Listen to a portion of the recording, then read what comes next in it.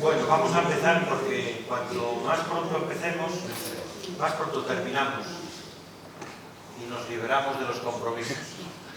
Esta sesión, buenas tardes ante todo, está dedicada a la conferencia que va a impartir don Manuel García Gómez, que se titula El presunto caso de peste bovina de 1926, la peste del odio. Manuel García Gómez, que es un egresado de la Facultad de Veterinaria de la Universidad de León, ingresó en el Cuerpo Nacional Veterinario en 2019 y después del periodo de práctica reglamentario fue jefe de servicio de sanidad exterior en la subdelegación del gobierno de Santa Cruz de Tenerife. Más tarde fue jefe de sección de sanidad exterior es jefe de sección de sanidad exterior en la delegación de gobierno en el Principado de Asturias, en la demarcación del Musel, en Gijón, y ha realizado distintas actividades, fundamentalmente docentes e investigadoras, relacionadas con la Facultad de Veterinaria, sobre todo en el Departamento de Medicina Animal, como personal docente con contratos de personal investigador de reciente titulación universitaria entre 2011 y 2015. Ha sido veterinario clínico trabajando para diversas empresas privadas, fundamentalmente clínicas de pequeños animales, y en su actividad investigadora destaca un nexo común, fundamentalmente trabajando en modelos animales, particularmente el porcino, en relación con sucesos que tienen que ver con el órgano cardíaco, pero también con el ovino, con los lagomorfos y con algún otro modelo animal, lo que pone de manifiesto una muy buena implicación en la medicina comparada. Manuel García Gómez es máster en investigación en veterinaria y ciencia y tecnología de los alimentos, diplomado en salud pública, técnico superior en prevención de riesgos laborales, es director de instalaciones de rayos X con fines diagnósticos y especialista en traumatología y cirugía ortopédica en animales de compañía, en este caso por la Universidad Complutense de Madrid. Es inspector oficial de raza designado por el Ministerio de Agricultura, Pesca y Alimentación de la raza bovina parda de montaña y actúa como miembro de la Junta Directiva de diversas asociaciones como la Asociación Veterinaria para la Asistencia en la Fauna Exótica y Salvaje, vocal de mesa de especialidades sanitarias del Ministerio de Sanidad, vocal, secretario y tesorero de la Asociación Española de Historia de la Veterinaria y de la Asociación Leonesa de Historia de la Veterinaria. Como ven, tiene una muy importante actividad, a pesar de la juventud que denotan sus rasgos faciales, porque hace pocos años estaba entre nosotros como un docente implicado en actividades fundamentalmente de cirugía y patología animal en el Departamento de Medicina Animal. Pues, doctor Manuel García Gómez tiene la palabra. Muchísimas gracias, excelentísimo presidente de la Academia. Muchísimas gracias, excelentísimos académicos de número. Con su permiso vamos a comenzar la conferencia de hoy, que se trata de un hecho histórico que se dio en el año 1926 relacionado con el Cuerpo Nacional Veterinario. Fue este caso de peste bovina que alcanzó una trascendencia tan importante profesional y política que a día de hoy se sigue hablando de él y sigue habiendo estudios, ¿no? Como dice el profesor José Manuel Cid, porque vamos a ver a lo largo de esta conferencia. Bueno, un poquito para hacernos una idea de lo que vamos a presenciar hoy. Veremos un poquito la introducción y veremos de qué trataron estos hechos. Luego los estudiaremos directamente. Veremos también cuál es el contexto y las consecuencias que llevaron el fondo de este asunto, ¿no? Que llevaron a coger la trascendencia tanto profesional como política. Veremos que incluso se llevó a las Cortes Generales para finalmente sacar unas pequeñas conclusiones sobre el caso. Bueno, ¿qué fue la peste del odio como tal? Bueno, pues fue una serie de sucesos del año 1926 que afectó al cuerpo de los pecuarios, que es el nombre con el que coloquialmente se conocía al Cuerpo de Inspectores Provinciales de Higiene Pecuaria, Sanidad Veterinaria de Puertos y Fronteras. Un nombre tan largo, pues coloquialmente se resumían los pecuarios. Estos sucesos tuvieron, como veremos, un trasfondo muy importante, profesional y político, y afectaron principalmente a dos inspectores de esta primera promoción del cuerpo, que fueron Santos Arán y Cayetano López. Pero también se vieron involucrados muchos más, entre ellos el que era jefe de la inspección, Dalmacio García Ízcara, o Félix Gordón Ordaz, que fue el número 1 de la promoción y de cuyo nombre tomaba el paraninfo, ¿no?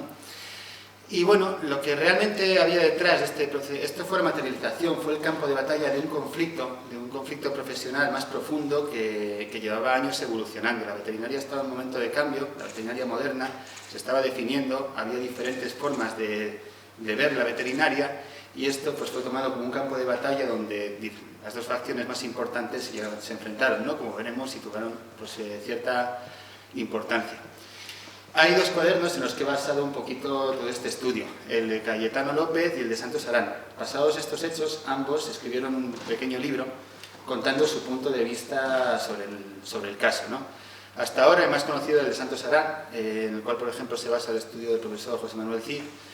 Y yo conseguí, me di cuenta o me enteré de que había una copia en la Universidad Autónoma de Barcelona, en la Facultad de Veterinaria, que estaba en copia física, nadie había escaneado, no había versión digital. Les pedí que me la escanearan, por favor, me la enviaron y bueno, pues hay que agradecerles también que se portaron muy bien, me la enviaron y gracias a esta copia pues he podido estudiar un poquito más a fondo el caso, arrojar algún dato más y sobre todo entender eso, tanto los dos puntos de vista, porque en un conflicto siempre hay que ver los dos puntos de vista del conflicto y comprender un poquito mejor todo el trasfondo, porque este suceso, que en principio era un suceso más en frontera, una declaración de una enfermedad, adquirió tanto trasfondo, llegando incluso a las Cortes Generales, ¿no?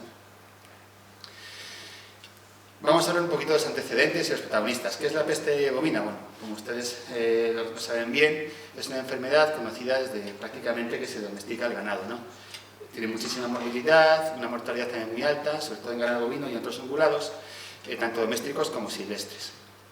En 1920 hay que destacar un suceso que tuvo que ver con la peste bovina, en este caso fue en Amberes, ya que fue el desencadenante para la creación de la Oficina Internacional de Epizootías, actual Organización Mundial de la Sanidad Animal. En este caso, un cargamento de cebúes que procedía de la India iba con destino a Inglaterra. Llegó a Amberes y desencadenó un brote de peste bovina. Inglaterra, que era el destino inicial, cerró sus fronteras ante esta situación y finalmente embarcaron hacia Lisboa y Brasil las reses supervivientes porque no fueron sacrificadas. Además, todo el tiempo que estuvieron en Amberes hubo otros vapores, otras partidas de ganado que llegaron, que coincidieron y desencadenaron un brote de peste bovina por la zona de Centro Europa importante, ¿no? Esto llevó a la comunidad veterinaria, a la comunidad casi política, a decidir que había que poner unas normas a nivel internacional para garantizar la sanidad animal y el tráfico de animales en unas condiciones sanitarias adecuadas. Y así se creó la OIE, actual OMSA, ¿no? En la parte que nos toca, don Dalmacio García Ízcara y Santos Arán fueron enviados desde el Ministerio de Fomento en aquel momento, el precursor del Ministerio de Agricultura, a estudiar el caso, por la posibilidad de poder llegar a España y para saber actuar en el momento de que si al momento hubiera un brote en España de peste bovina, ¿no? Entonces esto es un hecho importante, como veremos, y su viaje se plasmó en esta obra que yo he conseguido adquirir recientemente, que es un estudio, un resumen que hacen de la peste bovina en Bélgica, don Dalmacio García Ízcara y Santos Arán. Cayetano López es uno de los protagonistas. Nació en Merindad de Valdeporres, en Burgos. Tras 3 años de formación eclesiástica que fracasaron, comenzó los estudios en veterinaria aquí en la Facultad de León. Aquí fue un alumno extraordinario, terminó el primero de su promoción en 1908 y probó una amistad importante con Gordón Ordaz, con quien coincidió en la facultad. Esto le llevó a presentarse muy joven a esta primera promoción de inspectores provinciales, animado en parte por Félix Gordón Ordaz, y sacó el número 4 de la oposición, lo cual es un logro porque es un veterinario que no tenía gran experiencia en el campo y estaba compitiendo con probablemente la élite del momento de la veterinaria. Al ser la primera promoción, cogieron a los inspectores los veterinarios que se postulaban eran gente con mucha experiencia. Gran amigo de Gordón Ordaz, se fue a Barcelona, que es donde cogió su destino, la aduana de Barcelona, y allí le puso en contacto con Ramón Turró, porque Cayetano López tenía mucho interés en el estudio microbiológico, estudio de sanidad animal, fue su discípulo, destaca por ser el primero en preparar en España la vacuna de la gracia contagiosa, y en 1919 fundó, junto a Gordon Ordaz, el Instituto Veterinario Nacional. En 26 y 27 veremos que son 2 años muy importantes para su carrera profesional, porque por un lado sucedió la muerte de Turró, su maestro, lo cual le afectó bastante. Ingresó a la Real Academia de Medicina y Cirugía de Barcelona, también era un punto muy importante, porque eso le dio mucho contacto profesional, aparte de mucho prestigio, y se dio este suceso de la peste del odio, que le afectó profundamente, como veremos.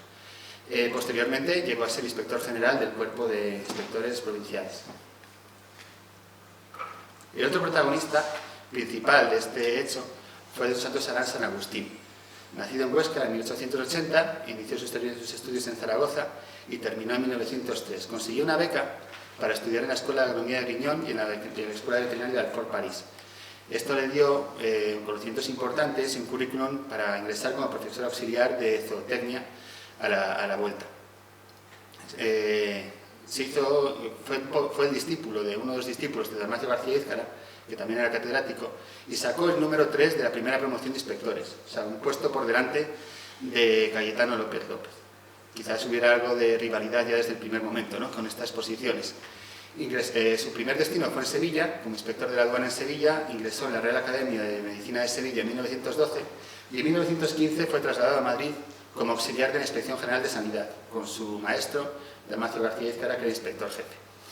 Allí, don Dalmacio era asesor veterinario de la Real Asociación General de Ganaderos de España y delegaba muchos casos en su auxiliar de confianza para desempeñar las funciones de esta asesoría. A la muerte de don Dalmacio, en 1927, heredó sus cargos de inspector jefe y de asesor de esta asociación y posteriormente llegó a presidente del Consejo Superior Veterinario, fue director de la Estación Pecuaria Central con rango de subdirector técnico nacional, entre otros de sus logros. Vistos un poco los protagonistas, vamos a empezar a estudiar un poco los hechos en sí. El 11 de noviembre de 1926 llegó a Barcelona un vapor llamado el Nereo. Este vapor, procedente de Susa, Yugoslavia, había salido el 17 de octubre y llegaron a Barcelona 474 cabezas de ganado en él. Al día siguiente, como era habitual, se personó don Cayetano López López, que era el inspector de la aduana de Barcelona, a inspeccionar el cargamento, tal y como desde el reglamento y como se sigue haciendo actualmente. ¿Qué pasó? Que al encontrar la documentación o revisar la documentación empezó a ver algunas irregularidades, pero problemas que se habían dado durante el viaje. El embarque se habían embarcado casi 100 cabezas más, 538 cabezas. La navegación había durado 24 días cuando era un trayecto que se debía hacer en unos 10 días. Esto se debió a un estado malo del mar, problemas de tempestades, y obligó al vapor, que no tenía previstas escalas, a hacer escala en Mesina, en Milán y en Palermo para abastecerse, poder dar de comer a los animales, etc. De hecho, el capitán relata que casi se dio un motín y que tuvo que hacer uso del revólver para calmar a la tripulación. Entonces, fue una de las excusas para decir que no conserva la cola de casi todas las reses muertas, que no podía haber gestionado mejor la situación porque tenía que ocuparse de los marineros en vez de los animales, y bueno, que había perdido la mercancía tanto por la tormenta, por el estado al no tener abastecimiento para la comida, una posible enfermedad que él no sabía a decir si se debía al mal estado del viaje o demás, etc. El caso es que él relata 84 bajas en su protesta de avería, 34 en Palermo, en su escala, y 10 al día siguiente. Luego las otras 44 pues se fueron al principio en la tormenta y otras un poco después en el trayecto, pero 34 de ellas fueron en Palermo. Cayetano López, cuando llega al buque y ve la situación, dice que es imposible hacer la inspección a bordo debido al mal olor, al mal estado de las reses, la suciedad, etc., ¿no? Observa una serie de síntomas como desnutrición, oftalmias, lagrimeos, y dice en su libro que en ese momento se le pasó que pudiera haber una posible enfermedad infectocontagiosa, pero que no fuera algo demasiado grave, que sería algo tipo estomatitis, una coriza, probablemente pues debido también en parte a las condiciones en las que venían los animales. Es verdad que estos síntomas, desnutrición, oftalmia y lagrimeos, como veremos, podían ser compatibles también con una peste bovina, pero dado que en España no había habido ningún brote y tampoco se había anunciado nada, pues no pensó en él de primer momento. Es importante ver lo que dice la ley de epizootías y su reglamento para su ejecución. La ley es de 1914, el reglamento se publicó en 1917. Si vemos el artículo 46, dice que, bueno, el artículo 47 te explica que no se consentirá el desembarque de los animales sin un reconocimiento minucioso. Pero el artículo anterior te habilita para excepcionalmente desembarcarlos en un lugar señalado si no fuera posible hacer el estudio a bordo, ¿no? Porque este artículo lo va a aplicar Cayetano López y va a defender así su actuación. También el artículo 48 es importante porque dice que cuando hay fundadas sospechas sobre que el ganado padeciese cualquier enfermedad, y si se puede poner una observación de unos días, una cuarentena, pero debe avisar por resolución, por telégrafo, a la Dirección General de Agricultura. ¿Vale? Estos dos artículos van a ser claves un poquito después para cuando veamos la instrucción del expediente. El inspector Cayetano López entonces decide desembarcar el ganado y los lleva, como la aduana de Barcelona no tiene, el puerto de Barcelona no tiene una zona de cuarentena, los lleva a dos ubicaciones. Uno es la antigua Plaza de Toros en la Barceloneta y otro es unos corrales que había en la calle de Rosellón número 59. Esto supuso un tránsito por Barcelona alrededor de unos 3-4 kilómetros de las reses. En ese momento pues se llevaban pastoreando. Entonces esas reses pastorearon por Barcelona todo ese trayecto. Notó 9 bajas más que no se habían dado cuenta en el barco. Al desembarcar los animales aparecieron 9 animales muertos. A este desembarco hay que destacar que asistió Luis Albans, era un veterinario de prestigio de Barcelona en aquel momento.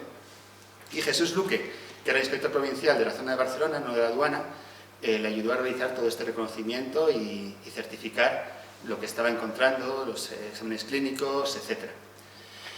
Con la conclusión, cuando acaban de desembarcar las reses, llevarlas a los locales y estudiarlas, dicen que el mal estado de las reses probablemente pues, sean infecciones leves debidas a las condiciones del viaje. Cometen un error. Como hemos visto en el artículo 48, cuando pasaban a observación debían notificar al Ministerio de Agricultura, pero dado que no consideran que sea una enfermedad grave en ese momento, no notificaron este periodo de observación y siguieron adelante. El problema llega el 14 de noviembre, cuando llega un telegrama al gobernador civil, que se procede de las autoridades italianas, en el que se indica que el ganado de este vapor que había parado en la isla de Palermo podría estar afectado de peste bovina. Teníamos muy reciente la peste bovina del 20, había sacudido una parte importante de Europa y entonces era una enfermedad a la que se tenía mucho miedo, ¿no? Se hizo el telegrama y bueno, pues el gobernador civil mandó reconocer de nuevo al ganado. Reconocieron en este reconocimiento síntomas generales, los que hemos visto, que son compatibles, pero realmente tampoco eran definitivos. Se notificó al gobernador civil y a la Dirección General de Agricultura desde el gobierno y el gobierno civil, y el 16 de noviembre Cayetano López, preocupado por la situación, lleva al Ministerio de Fomento para comentar con el inspector jefe, con Dalmacio García Ízcara, la situación. Sin embargo, Dalmacio, que en esta época ya estaba enfermo, murió el año siguiente en 1927, no estaba presente y recibió Santos Arán, su auxiliar, este mensaje, ¿no? Aquí encontramos ya la primera discrepancia entre los dos cuadernos. Mientras que Santos Arán, a su derecha, explica que Cayetano López dice que sospecha de la peste bovina en sí, y que la menciona en la conversación, Cayetano dice que él nunca la menciona, que el Ministerio de Fomento tenía conocimiento por este telegrama previo del gobierno civil, pero que él en ningún momento pensó que esto pudiera ser peste bovina y que él buscaba otra forma de actuación dado el telegrama. En cualquier caso, García Ízcara recibe el telegrama, Santos Arán su llamada, se tiene conocimiento por lo tanto en el Ministerio de Fomento y se decide enviar a Santos Arán a Barcelona a estudiar la situación. Como hemos dicho, García Ízcara estaba enfermo y prefiere enviar a su auxiliar primero para ver si pueden gestionar el caso, ¿no? Llega el día 17 de noviembre, al día siguiente del telegrama. Entonces, junto a Jesús Luque y a Cayetano López, hacen un nuevo examen clínico de los animales. Diagnostican una forma benigna de peste bovina. Santos Arán, que ya había visto y había estudiado en Amberes, dijo que, bueno, que podía ser la parte posterior a la fase aguda. La fase aguda se podía haber dado en Palermo, donde había habido el mayor número de bajas, y ahora estaban en una fase más crónica benigna de esta peste, ¿no? Notifica su conclusión al Ministerio y se recomienda el sacrificio. No, por supuesto, no se recomienda la entrada de los animales o la importación o la reexpedición. Esto es importante y lo subrayo porque después Cayetano dirá que si era una peste bovina, ¿por qué se recomendaba la reexpedición y no se sacrificaban directamente, ¿no? Así como la desinfección de las instalaciones. El 20 de noviembre se dan 10 muertes más, se hace una necropsia y Santos Arán dice que diagnostica a través de los hallazgos de la necropsia que es peste bovina efectivamente. Mientras tanto, Cayetano López, que como hemos dicho trabajaba con Ramón Turró, le gustaba mucho la microbiología, era un especialista, inoculó sangre de animales infectados o presuntamente infectados en una oveja, temiéndose que ya podía ser peste bovina y quería revelarlo, ¿no? ¿Por qué lo hizo en una oveja? Pues cuando la oveja realmente tiene unos síntomas más leves que el ganado bovino, pues él lo defendía diciendo que no quería correr el riesgo de crear un nuevo foco, ¿no? Entonces que lo hizo en una oveja porque era más asequible y podía evitar así un nuevo foco que se fuera que escapara al control. Esta prueba que después él presentó no fue aceptada debido a que era una oveja y dijeron, oye, es que los síntomas de la peste bovina en una oveja no son igual de válidos que si hubiera sido en un ternero, ¿no? O en un ganado de especie bovina. A todo esto los interesados pues tenían su parte que decir, ¿no? Tanto el importador como la aseguradora hacen una carta, un escrito, les iban a sacrificar las reses o les obligaban a reexpedirlas, y en él alegaban que ni el inspector, ni Cayetano López, ni el capitán en ningún momento declararon que había una enfermedad, hasta que los animales no han sido desembarcados, han sido estudiados por un inspector de Madrid y que eso debe tenerse en cuenta. Además, aportan un telegrama del ministro del rey serbio, esloveno y croata, que era mismo en Madrid, y declaraba que allí en Yugoslavia no había habido ningún brote y que era un país libre de la enfermedad y por lo tanto era imposible que esas reses hubieran cogido la enfermedad si no las habían cogido en Italia de paso. Y se solicita, en base a todo esto, una segunda necropsia en la que hubiera un veterinario designado por la parte interesada, ya que la primera necropsia, como hemos visto, la hizo Santos Arán y no había veterinarios de parte. En principio esto se iba a desestimar, porque además no fue tramitada en forma adecuada, la tramitó una casa de nobles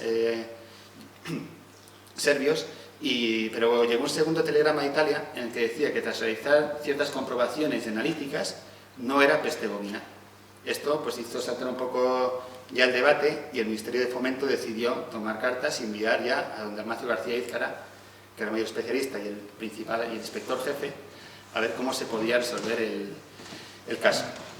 Entonces, bueno, Dalmacio al llegar desestiman el tema de la oveja y manda a sacrificar los animales con síntomas para hacer una serie de necropsias. Tenemos algunos grabados de estas necropsias, también otros de animales que fueron después a Reus, como veremos, que nos aporta en el libro de Santos Arán, y se las hizo el catedrático de infecciosas de Madrid, don Tomás Campuzano. El doctor Tomás Campuzano era bastante amigo de Dalmacio García Ízcara, de hecho en los primeros tribunales de oposiciones del Cuerpo Nacional, de los inspectores provinciales, siempre solía estar don Tomás Campuzano. Y bueno, este caso que ya estaba cogiendo cierta relevancia, pues atrajo a una serie de veterinarios importantes a ver qué es si realmente era un caso de peste bovina, no lo era, ya cierto carácter científico y profesional, ¿no? Entonces esta segunda necropsia se realizó por don Dalmacio García Ízcara, acompañado de Santos Arán y Jesús Luque. Vemos que Cayetano López ya no quiere acudir a según dice en su libro, tiene ya mucha presión encima y no se ve cualificado para actuar con objetividad. Don Tomás Campuzano, catedrático de infecciosas, que había acudido por interés, Arturo Nadón-Piris y Juan Verdaguer, que eran otros inspectores provinciales de Lérida de Gerona, y don Luis Albans, que era el veterinario que estuvo con Cayetano en el desembarco, Artemio Feliu y Josefa Atlló, veterinarios designados por la parte. Bueno, se hacen las dos necropsias y el diagnóstico es de peste bovina y parece ser que los veterinarios asistentes dieron su consentimiento en ese momento y aceptaron el resultado, ¿no?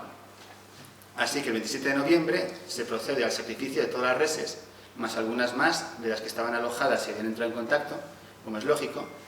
Algunos animales se habían escapado a la cuarentena y los habían conseguido, como ustedes saben, a veces los ganaderos son pícaros y consiguen escapar a algunos animales de las cuarentenas.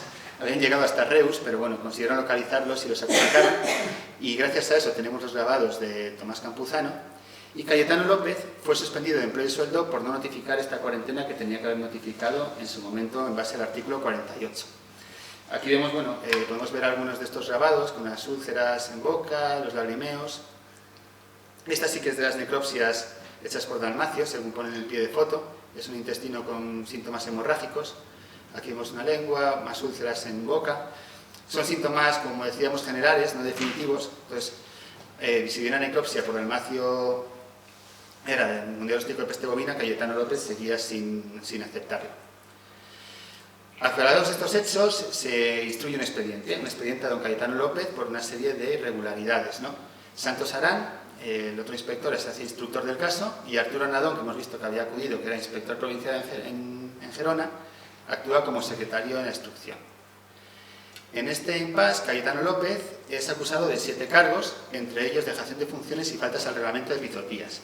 Hay que decir que al leer las declaraciones de la instrucción, Cayetano López no estuvo muy acertado, porque él defendía que solo que hubiera bajas en un vapor que llevaba 15 o 20 días en trayecto era algo habitual y no justificaba que se declarara siempre al Ministerio de Fomento.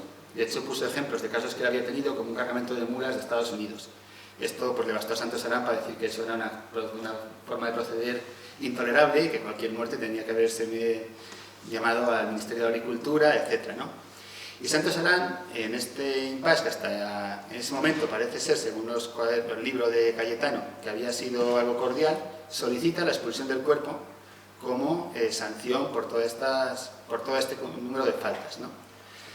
García Ízcara interviene en ese momento, como jefe media un poco políticamente, dice que, hombre, que todo se ve un error diagnóstico, que no ha habido mala fe, y pide solo 6 meses de suspensión. Es más del límite, el límite eran 3, y su traslado a Gerona, porque dice que en Barcelona, obviamente, pues con toda la repercusión que ha ido acogiendo este caso en el Ministerio y demás, pues no va a poder desempeñar su labor objetivamente. Cayetano López en ningún momento se retrata de su postura. De hecho, él coge y hace estudios microbiológicos posteriores en ganados procedentes de Yugoslavia, hace cultivos, los inocula ya en terneros, en vacas, y ve que siempre es negativo. Es decir, había un brote en Yugoslavia, ¿por qué en Susak? ¿Por qué reses posteriores, partidas posteriores, nunca ha habido nada más? ¿No? Los veterinarios de parte, en 1926, no se sabe si por las presiones económicas quizá de los ganaderos, nunca lo sabremos, por las presiones ya del cariz que estaba tomando todo esto, se retractaron de la decisión y dijeron que es que las necropsias se habían acabado a la luz de una vela, que se habían llevado todo el día, que se habían hecho en un lugar, en una sala que no estaba bien iluminada, y bueno, pues se hicieron un escrito, pero claro, que ya estaba a posteriori, ¿no? Luego, como les comentaba antes, Cayetano López dice que por qué se permite una expedición de un ganado infectado con peste bovina, porque no se pidió el sacrificio directo, ¿no? ¿Qué pasaba ahí? Algo se escapaba. Que por qué no hubo otro caso, si estos animales andaron 3-4 kilómetros por Barcelona y después incluso algunos escaparon hasta Reus, porque no había habido ningún caso más de peste bovina en animales que habían tenido contacto, etcétera, ¿no? De hecho, recibió el apoyo de múltiples veterinarios, incluido su amigo Félix Gordón Ordaz, y en un homenaje nacional, como detalle, le regalaron un microscopio de la marca Zeiss, que era uno de los mejores microscopios que había en ese momento, un poquito para animarle, porque él, como estaba muy afectado, le habían retirado el tema y se ponía en duda su profesionalidad, ¿no? Entonces, bueno, ahí se cierra el expediente, se le suspende 6 meses, se le traslada a Gerona. Vale, entonces, visto estos hechos, vamos a ver por qué, o vamos a intentar razonar un poco, ver el contexto en que se desarrollaron, para explicar por qué, como veremos, llegaron a las Cortes Generales y por qué se tomaron estas medidas de intentar echar a una persona del cuerpo, etcétera, ¿no? Hay que tener en cuenta que la veterinaria estaba desarrollándose. Como ustedes saben, la primera escuela veterinaria se forma en 1761, en Madrid, la primera en España en 1792, y a lo largo del siglo XIX aparecen otras escuelas veterinarias en el resto de España.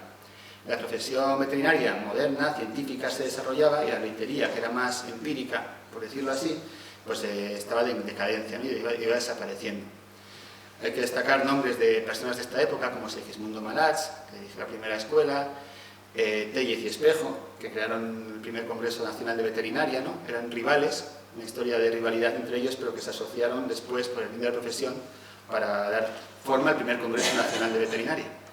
Morcillo y Olaya, que fue un publicista también que dio mucha voz y mucha eco a esta veterinaria científica, o el coronel Eusebio Molina Serrano, que también es uno de los considerados padres de la veterinaria moderna, precursores del cuerpo civil de los inspectores pecuarios, de los fundadores de la Asamblea Nacional Veterinaria, etc. En hechos también se ve esta evolución, ¿no? En 1840 los primeros inspectores veterinarios de carnes son nombrados en Madrid. En el 47 se realizan los últimos exámenes para nombrar a los albéitares. A partir de ese momento ya Los albéiteres desaparecen, se mantiene el título, pero no tienen recambio y van desapareciendo. Y en 1885, por decreto, desaparecen las competencias que tenían los veedores de carnes, que hacían la competencia a los veterinarios en los mataderos. Ya la competencia pasa a ser absolutamente veterinaria.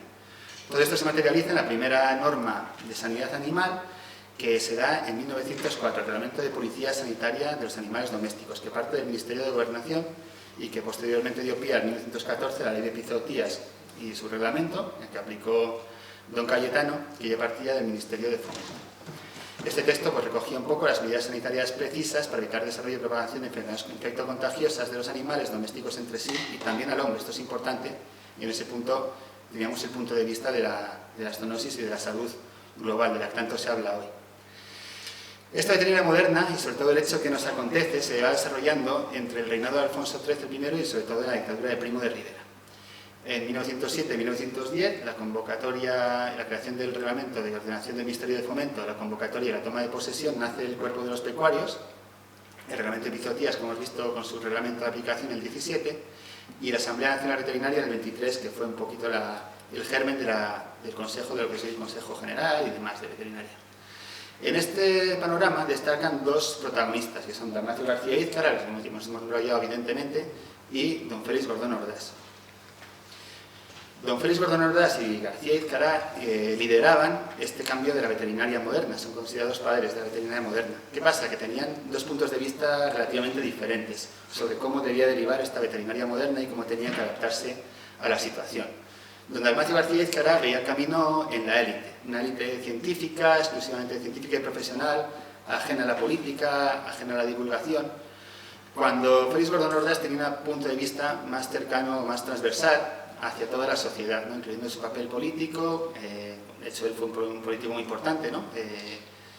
Presidente del Consejo de Ministros en el exilio. Creía en la labor social, como decía su alumno Nicéforo Velasco, hablaba de la clase veterinaria, no de la profesión veterinaria, y bueno, se le consideraba del sector progresista de la profesión junto a otros compañeros como Rob Codina. Entonces, bueno, chocaron muchas veces. Chocaron más o menos cordialmente, con sus más y sus menos, pero a raíz de este evento, el 26 de noviembre de 1926, perdón, el 28 de noviembre de 1926, don Félix Gordón Ordás, en su revista La Semana Veterinaria, publica un artículo que se llama Postillas a un banquete, y dedica estas palabras cariñosas, irónicamente, a don Dalmacio García Ízcar. Y lo único positivo que habrá conseguido con sus inocentes maquiavelismos habrá sido dejar una estela de rencores dentro del corazón de quienes hubiéramos querido verle terminar su vida profesional con el respeto de todos, incluso de los que nunca compartimos sus ideas, pero sabíamos que su buena intención le hacía perdonable la limitación de horizontes, hoy más limitados que nunca, por habérselos empequeñecido una capa túpida de pasiones subalternas. Dios ciega a los que quiere perder. Estas palabras dedicó don Félix Gordón Ordás, a las que don García Ízcar respondió con una carta que no mencionaba a Gordón Ordás directamente, pero que todo el mundo sabía que iba dedicada a él, diciendo que era un hombre desprovisto de todo sentimiento de la propia estimación, que toma los intereses de la clase como pretexto para explotarla, rebajarla y degradarla, demostrando en sus actos y en su actuación que ni es hombre ni es veterinario. Su vida profesional no puede ofrecer a la colectividad más que una labor de desprestigio que ha causado un daño enorme. Es incorrecto concederle beligerancia, ya que su propia conducta no merece más que el desprecio social. Esta es la contestación que dio Dalmacio. Como veis, la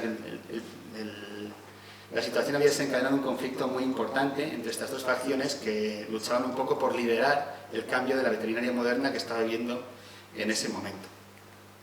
Es cierto que como Dalmacio murió el año siguiente, fueron los ánimos calmándose, Félix Gordón Ordás le rindió un obituario en su revista, y decía que, bueno, que ya hay que rendir homenaje a la memoria de quien siempre vivió y obró como veterinario durante su estrechez económica en la riqueza, que cuando no era apenas, igual que cuando no era apenas nadie, que cuando llegó a serlo todo, y que es un deber para cada uno de nosotros, refiriéndose a los profesionales, ¿no? Parece que se calmaban un poco la situación y que, bueno, pues ahí había quedado todo en una confrontación sin más. Sin embargo, la muerte de don Dalmacio es cuando realmente empieza lo que se llamó la peste del odio en el Ministerio de Fomento. La gente empezó a conocer este expediente como la peste del odio. ¿Por qué? Bueno, pues vamos a verlos ahora los sucesos. En 1927, don Santos Arán, que era auxiliar, hereda los cargos de Dalmacio García Ízcar. El inspector jefe del cuerpo era un cargo de libre designación, que se designaba a dedo, por decirlo así coloquialmente, y se nombró a Santos Arán cuando se había presentado su candidatura también don Félix Gordón Ordás. En este momento estamos en la dictadura de Primo de Rivera. Félix Gordón Ordás, como ustedes saben, era un político de idea progresista, socialista, no era buen visto por el régimen y nombró a Santos Arán.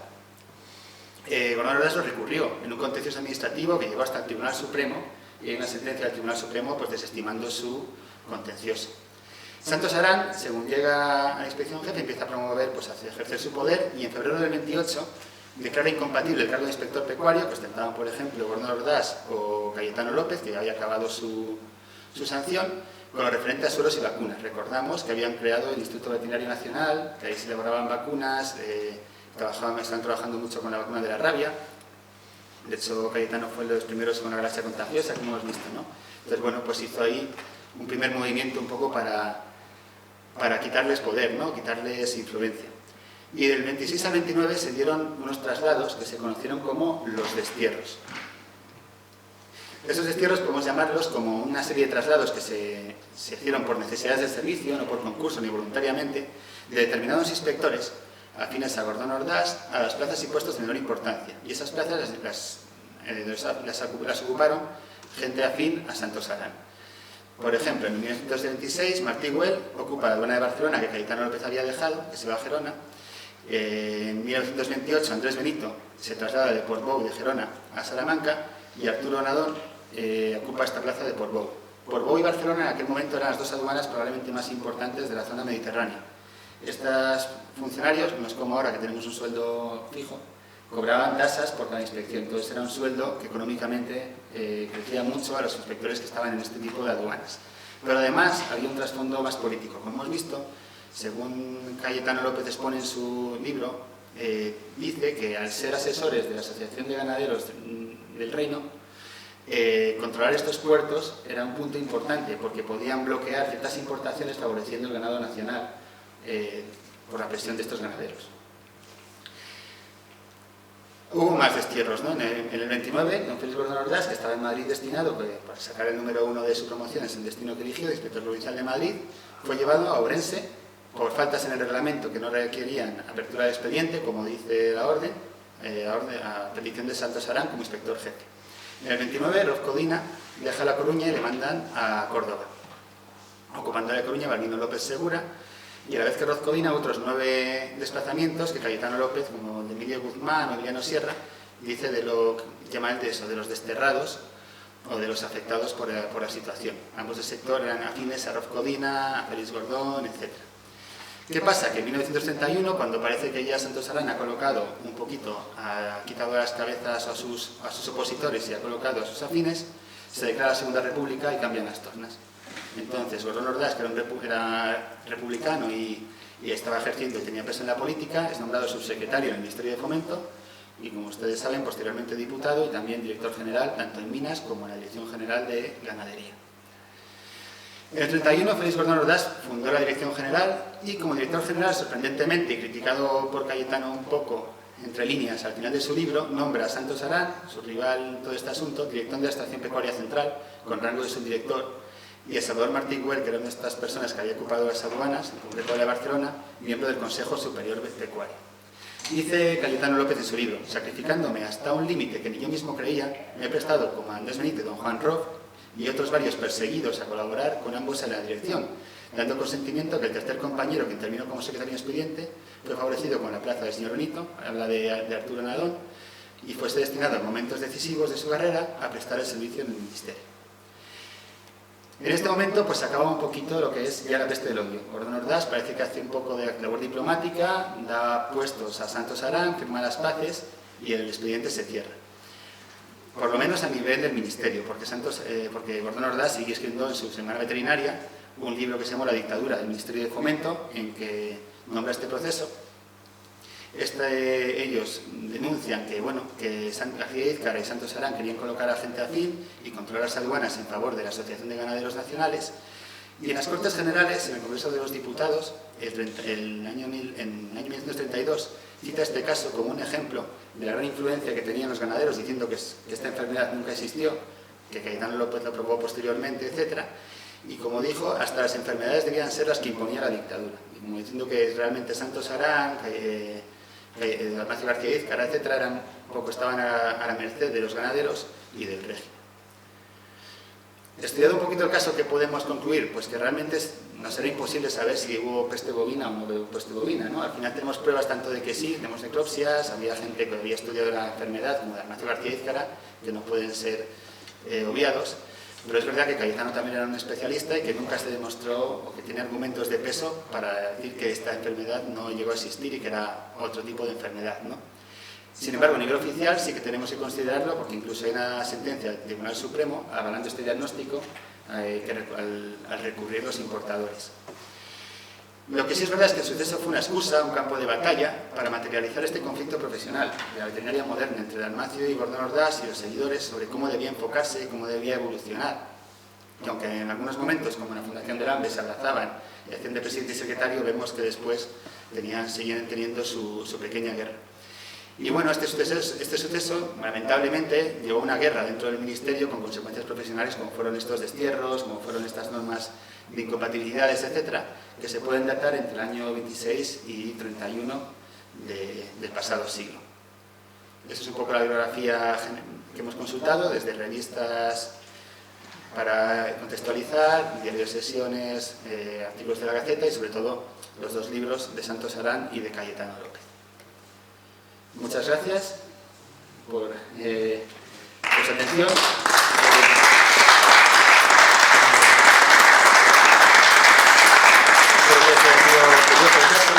Un poco también reflexionar sobre hasta dónde deben llegar nuestros conflictos profesionales en algunos casos, ¿no? Por el bien de la profesión y de nosotros mismos. Pues muchas gracias, don Manuel García, por su exposición de un episodio que trascendió a lo que era la labor profesional de los protagonistas de esta historia por un lado y por otro. ¿Alguna pregunta, por favor?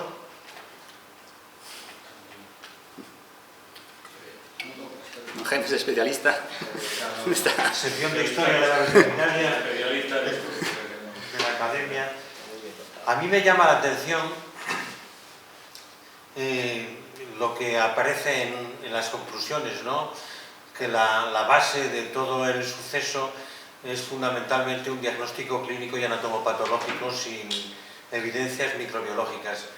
Pero en esa época, más allá de las dependencias que todavía no habían surgido porque no había aparecido la Dirección General de Ganadería y todas las estructuras del Ministerio de Fomento, el Laboratorio Municipal de Barcelona era un centro de referencia nacional muy importante, con Turró, y sobre todo en ese año ingresó Vidal Muné. No hay ninguna referencia a la... Microbiológicamente no, Cayetano López siempre intentó defenderlo, de hecho hizo sus estudios posteriores, ya que él seguía estando conectado, y es como defiende él que con animales procedentes del mismo sitio nunca consiguió diagnosticar laboratorialmente la peste bovina. La única referencia analítica que hay es ese telegrama italiano que dice que se reciben tras unos análisis, sin concretar muy bien qué análisis, negativos a peste bovina. Igual es cierto que a Dalmacio o a Santos, que defendían que siquiera no les interesaba decir qué tipo de análisis eran o lo que fuera. El caso es que bueno, pues por parte de Cayetano se intentó demostrar microbiológicamente con la cocción a la oveja, etcétera. Con las reses afectadas no pudo, intentó demostrarlo posteriormente, pero claro, en otras reses y ya el expediente estaba fuera de contexto en el expediente. ¿Y cuál era el contexto de la peste bovina en esos momentos en el continente europeo? Bueno, tras el caso de 1920 era una enfermedad muy temida. De hecho, impulsó la creación, como hemos visto, de la Oficina Internacional de Epizootías. Había sacudido gran parte de Europa, entonces cualquier brote de peste bovina, la tendencia era erradicarlo en ese momento. Por lo menos por la parte científica, los microbiólogos era lo que recomendaban, ¿no? Luego vemos que, claro, que tampoco se podía diagnosticar a la ligera y según las presiones, porque podías afectar a importadores, etcétera, y había que llegar a un diagnóstico definitivo. Claro. ¿Alguna pregunta? Sí. Yo realmente a mí me parece que esto es un ejemplo de la lucha entre progresistas y conservadores, y no tanto lo de el puesto que tuvieran y hubieran sacado en la oposición de inspectores pecuarios. De hecho, Santos Arán estaba por encima, no le tenía que preocupar para nada que Cayetano López pudiera subir en el escalafón por encima de él, y realmente sí le podían preocupar los dos que estaban encima. Y como uno de ellos era claramente un progresista y demás, más bien yo lo veo un enfrentamiento progresistas-conservadores. Sí, evidentemente un enfrentamiento progresistas conservadores. Lo que pasa es que cada bando intentaba colocar a los suyos en puestos de poder para tener la influencia, ¿no? Por eso había temor a que estos dos que estaban por delante, que era Gordon Ordaz, uno de ellos, y el otro, si no me equivoco, era Rob Codina, que eran del otro bando, por decirlo así, pudieran ocupar la inspección general. Y también el número 4, porque al final estaba un puesto por detrás. En un momento dado, el ser un puesto de libre designación, no ser un puesto competitivo, por decirlo así en méritos, pues el número 4 también entraba un poco en la baraja, ¿no? Eso por un lado. Y luego estaba el segundo tema, que bueno, es una acusación, por decirlo así, que hacen Gordon Ordaz y Cayetano, de que lo que querían era controlar las aduanas y controlar los puestos de influencia para favorecer a la Asociación de Ganaderos del Reino. Bueno, es una hipótesis que tenían don Félix y tenía don Cayetano, que no podemos, ni se puede probar, ni podemos probar nunca, pero que bueno, parte de sentido también puede tener. Son gente oye, que llegó lejos, que no se puede menospreciar tampoco sus opiniones, fueron influyentes, y bueno, pues ellos lo plasmaron y lo que hacemos es relatarlo, que no quede en el olvido, ¿no? Que ellos lo contaron al menos y que puede ser que fuera cierto o puede ser que no. Gracias. Sí. Bueno, en primer lugar, pues felicitar al doctor Marco García. La verdad que he llegado tarde, pido disculpas por ello, pero me ha gustado mucho y me parece muy, muy interesante. Y precisamente porque he llegado tarde, no sé si en algún momento has comentado si ha habido algún brote más en España o aquí en esta zona referido a la peste. Por la fecha en España no. En donde hay gente que, vamos, hay académicos aquí que saben más del tema que yo y probablemente puedan contestar mejor a la pregunta, pero en torno a 1926, al menos en la zona geográfica que hay, no, porque es uno de los argumentos que ellos esgrimen para decir, oye, si estas reses pasearon 3-4 kilómetros por Barcelona pastoreadas, algunas llegaron hasta Reus en camiones, etcétera, debería haber habido algún brote más, algún animal tendría que haber dado algún síntoma, y no se dio ninguno. No sé, la verdad que desconozco si posteriormente hay algún brote de peste bovina en España, hasta su erradicación. Yo creo que en principio no. Sí que hay alguno anterior, ¿verdad? Yo creo que alguno se declara algún posible brote, porque es verdad que como tampoco se hacían pruebas microbiológicas a todo, eran todos sospechas, ¿no? Al final era mejor sacrificar los animales y curarte en salud antes que esperar a que hubiera un brote. Y yo creo que previamente sí que me suena haber leído alguno, tendré que confirmarlo, pero posteriormente yo creo que no hay más brotes de peste bovina. Simplemente como anecdótico. Yo recuerdo a mi abuela, que bueno, nació en 1915, hablar de que en un periodo, evidentemente no sé el año ni la situación, y ella no tenía ninguna formación veterinaria ni científica, sí que comentó que durante un periodo no se podían sacar los animales de los establos de las cuadras por la peste. Sí, la verdad que eso puede haber algún momento. Hablando de 1915, pues sí, 10, 12, 15 años podría tener. Creo que previamente hubo algún brote, o puede ser que, oye, no sé si en esta zona, como se declaró cuarentena de los animales, estos animales no salían, o un posible brote que después se confirma que negativo. La verdad que sin más datos es difícil confirmarlo, ¿no? Y pues, sí, posible peste de brote, medidas cautelares, no vamos a sacar nada. La cosa es que si se hubiera confirmado, pues seguramente se hubiera sacrificado. Bueno, nada, yo simplemente quería agradecer al doctor Manuel García la conferencia que han compartido, y bueno, la verdad es que a lo mejor uno venía con otra idea, ¿no? Pero me ha parecido muy interesante porque es como relacionar una enfermedad con una problemática que trasciende, ¿no? Bueno, que sí, profesional, política, profesionalmente, ¿no? Pues a lo mejor a ciertos intereses, ¿no? Pero la verdad es que con esto que ha comentado el profesor Gorgáñez Montaña es un poco difícil, ¿no? Si en el 2015 a lo mejor se decía peste, vayamos a saber qué podía ser, ¿no? Porque con todo lo que hicieron, con esos síntomas que observaron, incluso en esas lesiones que apreciaron en las necrosias, pues también casi te costó establecer, ¿no? Si era peste o Claro, es la peste, ¿no? Una época en la que muchas enfermedades se englobaban bajo el término de peste, ¿no? La peste de las aves, que englobaba a Newcastle con la gripe aviar, por ejemplo, ¿no? La peste de los pequeños rumiantes, que hoy también, cuando había una enfermedad así general, con alta morbilidad y mortalidad, pues debía englobarse en tema de peste, ante la imposibilidad de definir pues, un virus, una bacteria como tal que fuera la responsable o desconocerla en ese momento. La peste sin apellidos en aquella época era la peste bovina. Peste, ¿cómo era? Peste, carbunco y rabia. Esa peste era la peste bovina. Yo recuerdo, bueno, mi abuela no era ganadera, pero en humana también, ¿no? Ella también hablaba a veces de que enfermedades comunes que se parecían, pues le llamaban la peste de aquel momento. Entonces, era eso, el desconocimiento a lo mejor de poder ponerle un nombre completo a un agente vocal. Muchas gracias. Muy bien, muchas gracias. ¿Alguna intervención más? Bueno, pues agradecemos al doctor García Gómez su conferencia.